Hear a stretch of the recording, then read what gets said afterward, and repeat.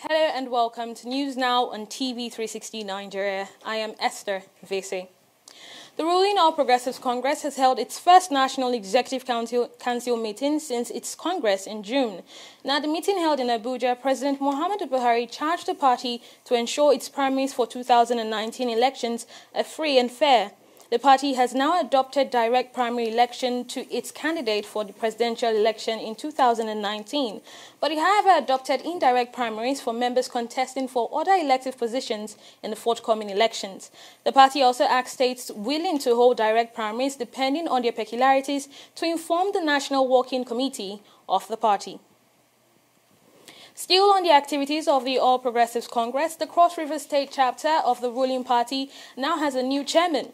Matthew Achebe has been sworn in as the new chairman of the party in the southern state. He has now pledged to ensure the party wrestles power away from the ruling People's Democratic Party in the state. Achebe also assures he will operate an open-door policy in leadership. I wish to inform everybody that Cross River State is set to take over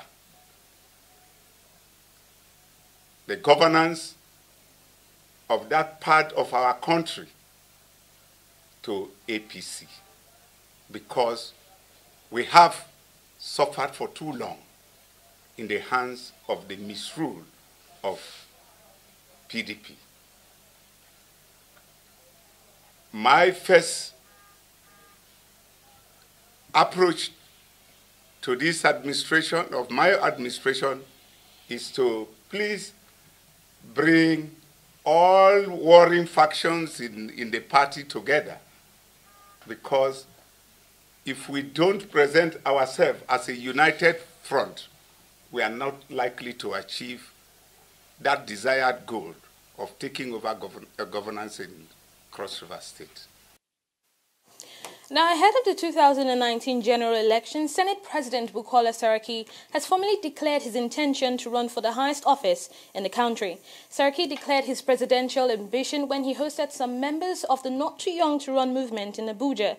The Senate will veer off the sole ticket of the People's Democratic Party and is expected to face a fierce contest for the ticket. Now, other key personalities who have declared to run under the PDP include the former Vice President Atiku Abubakar, Jigawa State Governor Sule Lamido, former Plateau State Governor Jonah Jang, and the former Governor of Kaduna State, Ahmed Wakafi.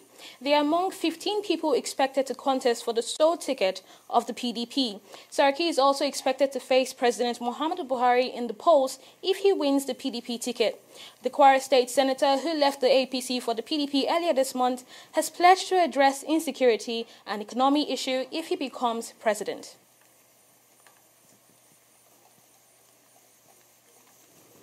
Saraki's declaration comes a day after a former governor of Kano State, Rabiu Kwankwaso, also declared his intention to run for presidency. Kwankwaso will also be battling Saraki for the sole ticket of the PDP in the presidential race. He was also one of the lawmakers who recently decamped from the APC to the PDP.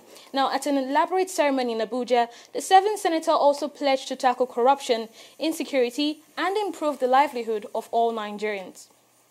Today, I declare that I'm going to vie for the office of the President, Federal Republic of Nigeria, under the platform of People's Democratic Party, PDP. I stand on my honor to offer a paradigm shift in leadership. There is no gainsaying that all is not well in our polity. It is also clear that the same mindset that created and escalated the problems cannot be used to solving the ongoing crisis in our nationhood and national development. I intend to offer positive change. Change has again become inevitable. To live is witness changes, because change is an inseparable part of living. Come May 2019, the narrative of helplessness, backpassing, division, poverty, insecurity, and hopelessness must change to turn to a new zone of confidence in building a one well-structured Nigeria. To security matters now, the Nigerian army says its troops have killed 4 Boko Haram terrorists in 2 separate operations in Borno State, northeast Nigeria. Army spokesman Brigadier General Jude Chukwu says 3 suspects were killed in a failed ambush in Dikwa local government area of Borno State. Another suspect was killed in a failed second ambush. Now, Chukwu, however, noted that 1 soldier was injured during that operation. Now, he says troops also uncovered and disarmed 2 improvised explosive devices, IEDs, which were buried in the ground along the road by the terrorists. In Plateau State, it is a different tale as the police in the state have confirmed 8 persons dead in fresh attacks on 2 communities in the north-central state. The police state spokesman, Terna Toipev, also says 95 houses were burnt down after the gunmen attacked Abonong and Zayit communities in Furon district in Barkinladi local government area of Plateau State. He assures security has now been stepped up to forestall further attacks. Plateau State has been hit by a series of attacks by unknown gunmen in 2018. In June, over 100 people were killed after gunmen attacked 11 villages in the Barkinladi local government area and its environs.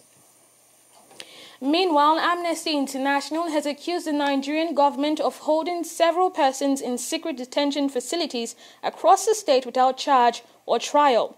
The group says the Nigerian government has been using enforced disappearance as long-standing tactics to silence critics and instill fear in civilian populations, now facing the double threat of armed groups, including Boko Haram, and military operations against them. It also alleged some detainees have been held incommunicado for about 9 years without access to their family or lawyers. It is now asking the government to release the individuals. But however, the presidency is yet to react to the statement. Nigeria and Britain have signed 2 bilateral agreements in the area of defense and economy. The agreements were part of the discussions between Nigeria's President Muhammadu Buhari and the British Prime Minister Theresa May. The discussions were held at the presidential villa in Abuja. Now, the Foreign Affairs Minister Geoffrey Onyema told newsmen the agreement fits the demands of the Nigerian government, noting that it will boost relations between both countries. The 2 priority areas in our relationship at the moment. Under the Defense and Security Pact, it's a comprehensive agreement that covers all aspects of the security challenges. So apart from, the military training, but also, the support, the policing, civil policing, and, the human rights aspect of security, and the sort of the close cooperation that our 2 countries will have, the training that will be provided also by the UK to our security forces. And on the Economic Development Forum, this is a forum that really aims at co-prosperity, the prosperity of our 2 countries. It's looking to leverage, in areas where we have, as countries, competitive advantages, the financial center that London is, and the investment opportunities in our country, and really to build that up with the private sector as well as at the government level. So, as I said, it'll be comprehensive and involve different stakeholders. The British Prime Minister also held talks with the Lagos State Governor Akinwumi Ambode at the southwestern state. At the meeting, Ambode expressed optimism in the strengthening of the relationship between Britain and Lagos. He pledged that his administration would do whatever it takes to achieve that goal. Sort of bilateral discussion with the Prime Minister of Britain, and just like what you're already aware of, she had actually visited Abuja earlier in the day to see Mr. President. But again, the important part of this visit was more or less for us to discuss about how, investments in Lagos can be improved upon by British investors.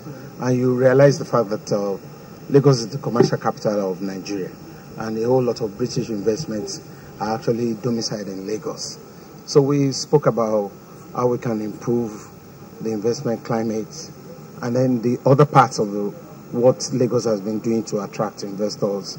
We've been doing a lot on judicial sector reforms and security sector reforms, and she was pleased with the progress that we're making in Lagos, and are ready to, complement our efforts by, opening up export credit facility and also development finance to some of the things that we're doing in Lagos.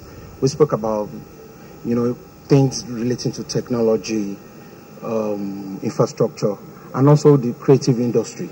The relationship that Lagos has had, Lagos in 1861 was a British colony, and so the history has been so long that we need to just reactivate that and also make sure that a whole lot of British investments come into Lagos. And she's pleased with the progress that Lagos has made, and she's gone around and she's willing to do more with us, encouraging British investors to come into Lagos, and we're happy with that. Thank you very much. In her remarks, May noted that she was happy to be in Nigeria and Lagos in particular to see the thriving business community. To see the thriving business community here. We want to see increased trade between Nigeria and the UK, increased investment, bringing jobs here to Nigeria, jobs in the UK, being good for both countries. And I've had an excellent time here, and I'm very pleased to have been able to visit. We are still watching news now on TV360 Nigeria. We'll take a short break and we'll be right back. In the last 3 years, we have built a multi-purpose center, which is the envy of all in our constituency. And I can tell you that the people who are living there are already enjoying it. Guy, do you think what this man just said is true? See, I seriously doubt. I'm sure it's one of those their silly lies. And wait, do you know there's a way to find out if these things he's saying is true or not? This is the Construct app. It gives people like us a sure way to track implementation of constituency projects. It gives valid and verified information on location of projects, amounts allocated, amount funded, the level of job done, and even the profiles of concerned legislators. You and I can post directly on this app. Are you serious? This is the go-to app if you want to know how our Commonwealth is being expanded by the government. Wow.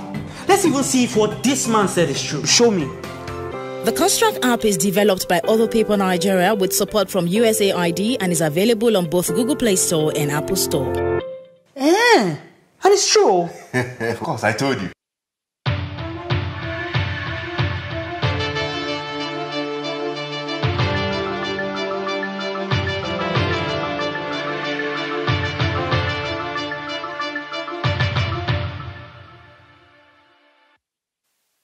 You're welcome back. Now in business, we have Annette Felix to enlighten us. Hello, Annette. Hello, Esther. So currently we know the CBN has fined some banks a total of 5.8 billion naira, and it asks MTN to refund $8 billion. That, of course, I believe will have an impact on the company. Well, what's the latest in that area, Annette?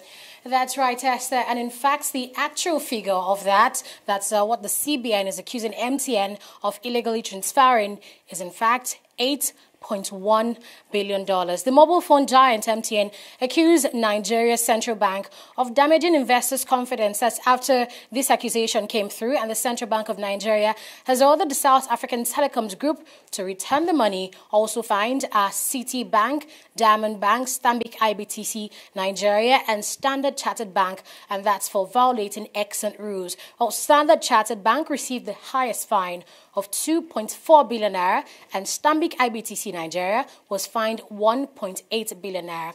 Citibank Nigeria also got a fine of 1.2 billion naira, and Diamond Bank was directed to pay the sum of 250 million naira. But in its reply, MTN has claimed that all dividends it paid to the shareholders between 2007 and 2015 were approved by the Central Bank of Nigeria. MTN also promised to engage with relevant authorities and also to vigorously defend its position and provide further information on this matter. Brand Nigeria has released its fifth reports for the top 50 corporate brands in Nigeria. The report presentation was held at the Eco Atlantic showroom in Lagos, and it unveiled companies that are key drivers of Nigeria's economy. For 2018, Dangote Group emerged as the most valuable brand in Nigeria, and it occupied the top spot on the list of 50 brands. Joseph Okonma, the board advisor to Top 50 Brands, explains the importance of this project. It's a project that started 5 years ago. And the whole idea is to do rating for the top 50 brands and even the brands to watch. And that's why we're here to unveil the top 50 brands for 2018. Taiwo Oloyede, coordinator of Top 50 Brands, explains how Nigerian citizens can actively participate in branding Nigeria. You see, brand is a reputation, and a lot of time what you call it is what people accept it as, the way you present it. So the time is now for us to start presenting the Nigeria brand that we hope to see. I'm telling you, America is not built by the government of America. America is built by the individual. It is now time for you and I, individual, to start seeing the need for us to build in Nigeria. Let's take the responsibility. Don't let us leave it to the government of the day. No, it is you and I. Nigerian government officials have been explaining why President Muhammadu Buhari rejected the Petroleum Industry Governance Bill, PIGB. Presidential aide Ita Enang told newsmen that the bill was rejected over legal and constitutional reasons. He also dismissed reports that Buhari rejected the bill because it threatened his power as Minister of Petroleum Resources. Mr. President declined assent on few grounds, and I will only state a few of them because until this is read, it will not be appropriate for me to state in detail. Mr. President is concerned that the Petroleum Regulatory Commission retaining 10% of the revenue it makes is excessive and inappropriate in view of the fact that there are other sources of funding for the Petroleum Industry Commission, including budgetary provisions for its personnel and recurrent expenditure. And so Mr. President considers that making 10% available and then the Commission retaining 10% will be depriving the federal government, the state government, the Federal Capital Territory, and the 668 local governments in the country of the revenue that should accrue to them and be shared by the Federation account to all the 3 tiers of government, contrary to what has been misrepresented in the public. The other one is that the Petroleum Equalization Fund is not properly, it's been too funded, and the way it is against the policy of the federal government. I could state what it states exactly, that the expanding the scope of Petroleum Equalization Fund and some provisions therein is in divergence from this administration's policy and indeed conflicting provisions on the Independent Petroleum Equalization Fund. And then there are some legislative drafting issues which, if not addressed, will give problem of ambiguity and misinterpretation in the functioning, in the application of the Act, if assented to in the form it is.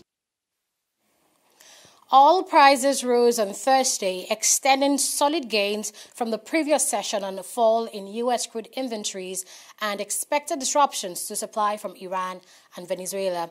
International Brent crude oil futures were at $77.40 per barrel, while U.S. West crude futures were up 32 cents at $69.83 per barrel. The Organization of Petroleum Exporting Countries, OPEC, of which Iran is the third biggest producer, will discuss in December whether it can compensate for a sudden drop in Iranian oil supply, and that after U.S. sanctions against Iran starts in November. Iran's August crude oil export will likely drop to just over 2 million barrels per day versus a peak of 3.1 million barrels per day in April, as importers bow now to American pressure to court orders. Up next is a stock market report. Do stay with us.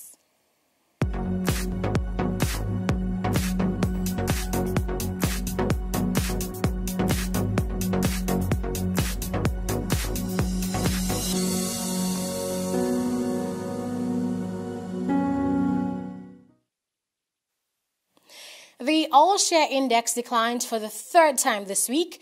It closed at 0.77%, while the market capitalization dropped by about 9 billion naira from yesterday.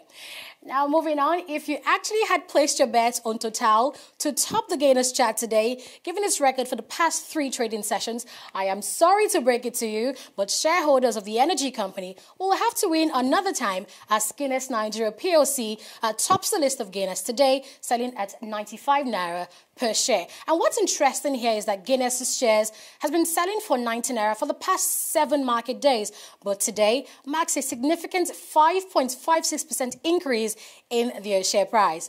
Moving on, topping the list of fallers today are WAPCO, Forte Oil, Stanbic IBTC Bank, Guaranteed Trust Bank. Now recall that Stanbic IBTC Bank has been fined 1.8 billion naira for breaking CBN rules, and that is most likely a factor, in its share price dropping this low. And moving on to the top traders chart, United Bank for Africa turns out that it tops the top traders chart for the third time this week, making a total of 452.330 million naira in share trade. And moving on, in total, today's summary of the market activities shows that 3,303 deals were transacted on the Nigerian stock market today, and they were worth 3.44 billion naira. And moving on, we're going to take a look at the global stock market. Over to you now, Esther. Okay, I'm pretty sure MTN Nigeria would have had a turbo crash on the NSE today if they were listed. What do you think? Well, that's true, Esther. If the MTN was listed on the Nigerian Stock Exchange, the same thing that happened to Stanbic IBTC Bank would be replicating itself, because, of course, shareholders would not want to stake their money where they think, is risky. But, I'm still going to go back to Total. You mentioned I'm still going to stick with Total for now. Tomorrow, it might have a better, result. What do you think about that? That's true. And moving on to the global stock, we see that FTSE has actually dropped to 50.07 naira. The Dow Jones dropped to 0.38 naira. And of course, Nikkei to 0.09 naira. That's it, Esther. And those are good results. All right, then we'll wait and see. In the meantime, we'll take a short break and be right back. Oh, Joe, Nigeria yiti gbogbo wa ni. Oh boy, now what for this our obodo Naija? You know say I fit choose who go rule this our country come 2019. Who tell you say you get that kind power? Abi you get connection up here? Shine your eyes. Yes, ke. With my PVC, I get power when no connection fit give anybody. Hey, the guys, you mean I'm say with only PVC, I fit choose po senator, governor, and even president? With my PVC, I fit vote who I want, how I want it, and when I want it. Uche dikwano kwa sense dey there. But you mean now? Yes, ke. Anywhere you dey, whether na for office, for shop, or even if na house, as long as you don't reach 18 years, make una alele go get una PVC, because this country now we all know. This message is powered by Good Governance Ambassador of Nigeria, Gogan. Glad to have you back. A military helicopter has crashed on the outskirts of Ethiopia's capital, Addis Ababa, killing all 18 people on board.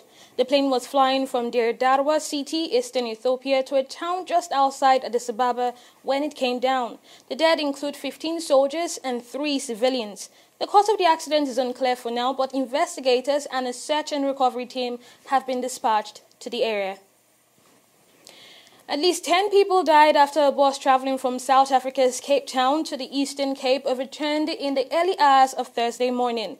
The accident occurred 50 kilometers outside Beaufort West, a town in semi-desert Karoo region. Now, another 30 passengers were injured in the accident. South Africa has a very poor road safety record despite having the continent's most modern road networks. Official statistics note that more than 14,000 people were killed in road accidents last year. In sports, SC Padambon 07's defender Jamilu Collins says he is excited to get his first ever call-up to the Super Eagles. Collins, who trained with the Flying Eagles prior to the 2013 FIFA Under-20 World Cup in Turkey, is now one of 4 under-Cape players named by coach Gennett Rowe for a September 8, 2019 AFCON qualifier against Seychelles. The match is crucial to both the Super Eagles and the Pirates, as both had lost their opening games in the series. Libya currently top Group E, followed by South Africa, with the Eagles in third, and Seychelles is at the bottom of the table. Eyimba International are through to the quarter-final phase of the CAF Confederation Cup after they secured a hard-earned 1-0 win over Congolese team Brazzaville on Wednesday. Playing in Aba for the first time in almost 3 years owing to renovation works in the Aba International Stadium, the People's Elephant left it late before snatching the crucial win over the visiting Brazzaville team. Eyimba will be facing Rwanda's Rayon Sports in the CAF Confederation Cup quarter-final. Now, no Nigerian team has won the CAF Confederation Cup in its present format. Moving on, former senior Kenya athletics official David Okeyo has been banned from the sport for life and fined $50,000 after being found guilty of diverting hundreds of thousands of dollars of sponsorship payments for his personal use. Okeyo is a former Secretary General and Vice President of Athletics Kenya, that's AK, and he was found to have breached the ethics code on 10 occasions after taking sponsorship money that could have been directed to better used as to support the development of the sport of athletics in Kenya, and he was expelled from his position on the IAAF Council. Well, that's it on News Now. You can watch some of our other programs on our website at www.tv360nigeria.com. Watch us on Facebook at facebook.com/TV360online. You can also follow us on Twitter at twitter.com/TV360Nigeria. And we're live on YouTube at youtube.com/TV360Nigeria. We're also on Google+, and our handle is TV360Nigeria. Thank you very much for watching. I am Esther Facing.